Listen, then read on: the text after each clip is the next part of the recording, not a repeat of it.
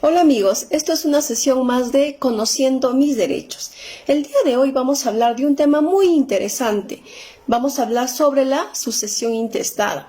Quizás para muchos es nuevo este término, no conozcan, no saben qué es la sucesión intestada.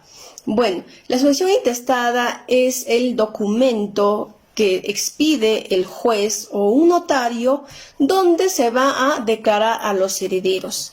Hemos elegido este tema porque sabemos, al menos acá en el Perú, que la mayoría no dejan testamento, ¿no? Entonces, ¿qué pasa cuando un familiar fallece?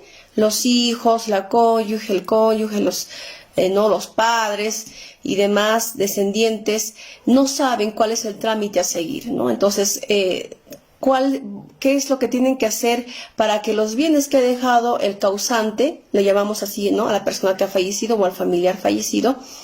¿Qué hacemos para que los bienes que ha dejado pasen a nuestro nombre, ¿no? Entonces, el día de hoy vamos a hablar sobre esto, es decir, los trámites, los requisitos que necesitamos para finalmente ser declarados herederos.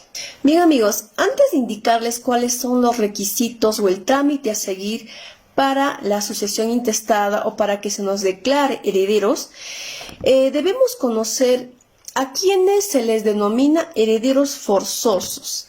Para explicarles esto vamos a hacer algo práctico, vamos a ponerle un nombre a nuestro causante. Recuerdo que causante es la persona que ha fallecido, de la persona que queremos heredar sus bienes. Y vamos a ponerle el nombre a nuestro causante, el nombre de Juan. Imaginemos que Juan está casado, tiene 2 hijos y sus padres también viven. Entonces, ¿quiénes son los herederos forzosos de Juan? Estas personas. Pero existe un orden que tenemos que respetar al momento de hacer una sucesión intestada. En primer orden, el heredero o los herederos forzosos de Juan están los hijos. En segundo orden serían sus padres y en tercer orden la cónyuge o la esposa o la conviviente. Recuerden que la conviviente también tiene el derecho a heredar. Eso lo hemos hablado en nuestros videos anteriores. ¿Recuerdan? Bien. Pero ahora, ¿qué pasa si Juan no estaría casado, no tendría hijos y los padres habrían fallecido? ¿Quiénes le tendrían que heredar a Juan? Aquí vamos a hablar ya de un cuarto, quinto y sexto y así sucesivamente, ¿no? En cuarto orden estarían, ¿no?, digamos, los hermanos, los tíos, los sobrinos, los abuelos, etc. Entonces, siempre va a haber un heredero, pero los herederos forzosos hay que tomar en cuenta. Siempre van a estar ahí los hijos en primer lugar, la esposa y los padres. Quiero aclararles de que la esposa hereda de una manera un poco especial. A ver, ¿cómo les explico esto? La esposa va a heredar siempre conjuntamente con los hijos, en el caso de que haya hijos. Por ejemplo, en el caso de Juan, tiene hijos. Entonces, la esposa va a heredar o va, ¿no?, conjuntamente, va a ir en la sucesión con los hijos, con los 2 hijos de Juan. Pero, ¿qué pasa si Juan no estaba casado, pero no tendría hijos? Nunca tuvo hijos, pero los padres están vivos. Entonces la esposa va a concurrir o va a heredar conjuntamente con los padres de Juan. Entonces, esto quiero dejarles en claro. La esposa o la conviviente siempre van a ir conjuntamente o bien con los hijos o bien con los padres. Bien, ya habiéndoles hablado sobre quiénes son los herederos forzosos, vamos a precisarles ahora cuáles son los requisitos que necesitamos para una solicitud de sucesión intestada. Los requisitos que vamos a necesitar, en este caso, en primer lugar, es el certificado, el acta de defunción del causante, ¿no? En el ejemplo que les puse de Juan, entonces si Juan falleció, entonces vamos a necesitar el acta de fallecimiento de Juan. Vamos a necesitar también el acta de nacimiento de los 2 hijos.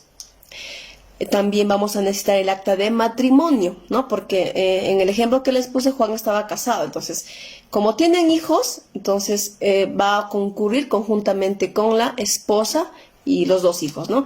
Entonces, ellos van a ser los herederos. Otro requisito que vamos a necesitar es el certificado negativo de testamento y el certificado negativo de sucesión intestada. Estos dos certificados lo van a obtener en SUNARP o registros públicos. Esta es una solicitud que de inmediato te entregan, hacen un pago, te entregan en el acto, ¿no? Esto es un certificado en el cual vamos a acreditar que Juan no dejó ni testamento y que nunca antes han hecho una sucesión intestada. ¿Por qué? Porque recién ahora los hijos y la esposa van a hacer este trámite de sucesión intestada. Y otro requisito que vamos a necesitar, más que requisito, es vamos a indicar cuáles son los bienes que ha dejado Juan. Por ejemplo, una casa o un vehículo, un terreno, ¿no? Etcétera. Entonces, eso es más que nada para indicarlo. Y otro requisito, bueno, van a hacer una copia del DNI. Esto quiero dejar en claro. Tal vez muchos van a preguntar, ¿qué pasa si los hijos, en el ejemplo que les puse de Juan, los hijos de Juan todavía son menores de edad, ¿no? Entonces, ¿quién va a hacer la sucesión o el trámite de la sucesión intestada? Entonces, en este caso lo va a hacer la esposa. Entonces, de ella se va a requerir entonces una copia del DNI. Obviamente los hijos, al ser menores de edad, no van a firmar la sucesión o la solicitud. Solamente va a firmarlo la esposa. Estos son los requisitos que vamos a necesitar. Obviamente ya va a depender de qué herederos tiene. Por ejemplo, ¿no? Si es que Juan no tuviera hijos ni esposa, quienes le iban a heredar eran sus padres. Entonces, ¿qué vamos a necesitar de los padres? ¿No? El acta de nacimiento de Juan, porque con el acta de nacimiento de Juan vamos a acreditar que tal persona es el padre y la madre, ¿no? Entonces, de acuerdo a los herederos o la condición de herederos que tengan, vamos a adjuntar los documentos. Entonces, estos son los principales requisitos que necesitamos para iniciar nuestra solicitud. Ahora, se preguntarán, ¿ante qué autoridad realizamos nuestra sucesión intestada? Esto lo podemos hacer ante un notario o ante el Poder Judicial. Como siempre lo he mencionado, es más fácil hacerlo en un notario, es menos tiempo, ¿no? Incluso una sucesión puede salir en 1 mes y medio. Mientras que en el Poder Judicial va a demorar muchísimo más. Pero los requisitos nunca van a cambiar, siempre van a ser los mismos. Esta solicitud tiene que estar firmado también por un abogado, ¿ya? Entonces, una vez que presentas esta solicitud ante el notario o al Poder Judicial, el notario o el juez va a verificar los documentos, ¿no? Por ejemplo, en el acta de nacimiento de los hijos o el acta de matrimonio, es muy importante que los datos, los apellidos del causante concuerden con los apellidos que están consignados en el acta de nacimiento, de matrimonio, etcétera. ¿Qué pasa si Juan tiene, el apellido de Juan es Pérez? Pérez es con Z, pero por algún error, tal vez en el acta de nacimiento de uno de los hijos de Juan se puso Pérez con S. Entonces, eso va a ser una causal para que el notario o el juez rechace la solicitud. Es importante que los apellidos estén correctamente consignados en el acta de nacimiento. De existir este error, previamente tienen que hacer un proceso de rectificación de partido o rectificación de actas. Entonces, eso es muy importante. Bien, una vez presentado nuestra solicitud ante el notario o el juez, se va a realizar una publicación en el diario El Peruano y otro diario de mayor circulación. Por ejemplo, acá en Huancayo o en el departamento de Junín, el diario de mayor circulación es el Correo, ¿no? Entonces, en el Peruano y en el Correo se van a hacer las publicaciones. ¿Para qué? Esto es obligatorio porque ¿qué pasa si la esposa de Juan no ha incluido a otro hijo que tenía Juan de manera extramatrimonial, ¿no?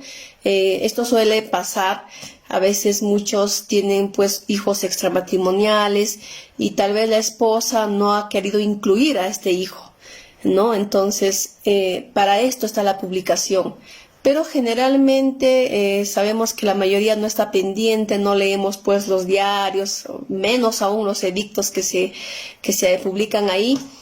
Entonces, ¿qué pasa si Juan tiene un hijo extramatrimonial y este hijo quizá ya es mayor de edad, ¿no? Quién sabe, o menor de edad, pero bueno, pero no saben que ya Juan ha fallecido.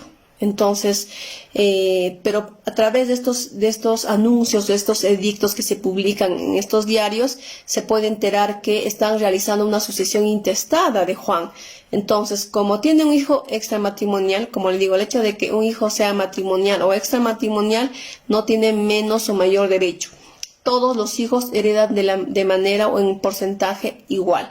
Entonces, este hijo que se ha enterado a través de esas publicaciones que están haciendo la sucesión intestada puede acudir al notario o al juez para que lo incluyan como herederos. Entonces, esto tiene que ser comunicado a la solicitante de la sucesión intestada.